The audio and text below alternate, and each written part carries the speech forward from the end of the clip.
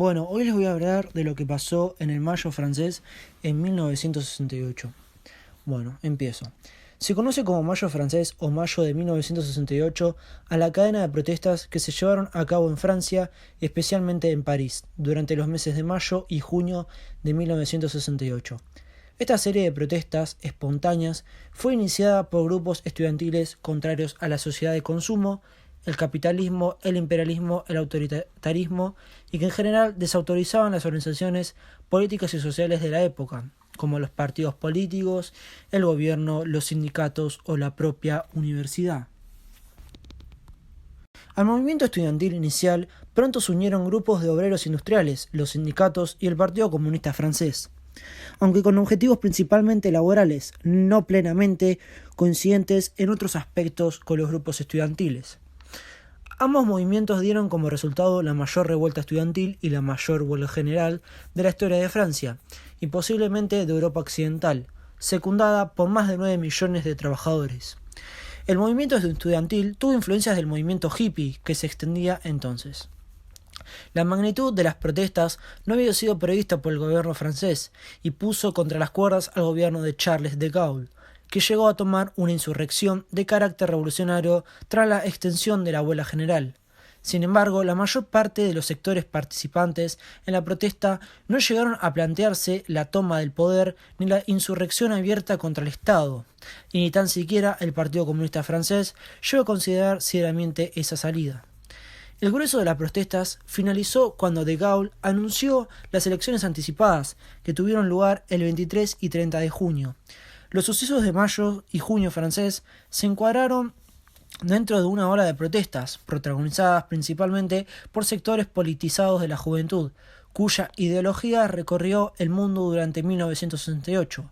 Estos sucesos se extendieron por la República Federal Alemana, Suiza, España, México, Argentina, Uruguay, Estados Unidos, Checoslovaquia e Italia, lo cual ampliaba la escala del antiguo refrán del siglo XIX, afirmando cuando París estornuda toda Europa se resfría.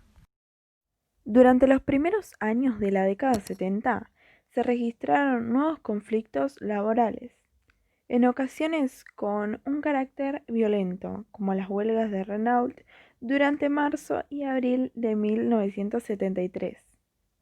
También se produjeron experiencias excepcionales, como la de la empresa LIP, en la que miles de trabajadores ocuparon la fábrica de relojes amenazada de cierre y durante 3.000 días continuaron la producción bajo control obrero, hasta conseguir un acuerdo final que sale el puesto de los trabajadores. La crisis de mayo de 1968 en Francia surge al término de una década de posterioridad económica sin precedentes. Sin embargo, desde hacía un año se manifestaban los primeros síntomas serios de un grave deterioro de la situación económica. El número de desempleados aumentaba de una forma muy notoria, y al empezar en 1968 ya eran 500.000. La juventud se veía particularmente afectada, y las circunstancias habían llevado al gobierno a crear en 1967 la ANPE, a lo que se llamaba la Agencia Nacional por Empleo. Internacionalmente, la década de 1960 vivió una serie de cambios a nivel mundial que llevaron al cuestionamiento del sistema de dominio europeo y sobre todo estadounidense sobre los territorios coloniales o recientemente independizados de África, Asia y América Latina. El triunfo de la Revolución cubana y el auge de movimientos izquierdistas en Latinoamérica y especialmente la guerra de Vietnam generaron un amplio movimiento de solidaridad en gran parte de Europa y de los propios Estados Unidos que canalizaron la opción al imperio. En los años 60, cuando los jóvenes se convierten en una categoría sociocultural, logrando su reconocimiento como un actor social que establece procesos de adscripción y diferenciación entre sus opciones y la de los adultos.